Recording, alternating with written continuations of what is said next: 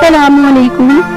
لوگوں کے سامنے مسکراتے رہا کرو اور اللہ کے سامنے گڑ گڑا کر رویا کرو، کیونکہ دنیا مسکرانے والوں کو پسند کرتی ہے اور اللہ تعالیٰ رونے والوں کو۔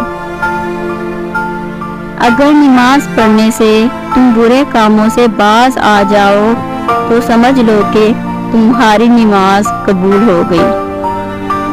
باپ کی موجودگی سورج کی مانند ہوتی ہے۔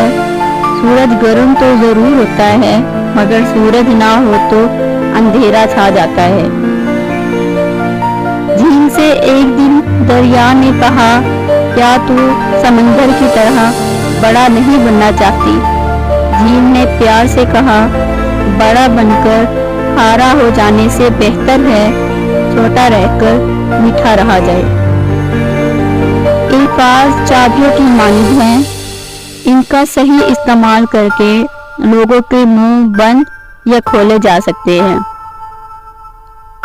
اچھے لوگوں کو آزمانے کی کوشش نہ کرو، کیونکہ اچھے لوگوں کی مثال ہیرے جیسی ہے۔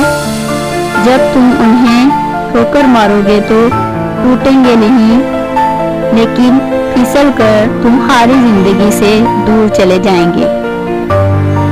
آخرت میں نامہ اعمال کے ترازو میں اچھے اخلاق سب سے زیادہ وزنی ہوں گے۔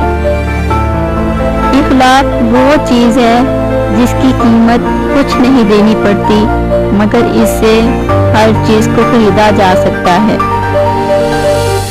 اگر تم سورج کی طرح چمکنا چاہتے ہو تو پہلے سورج کی طرح جلنا سیکھو۔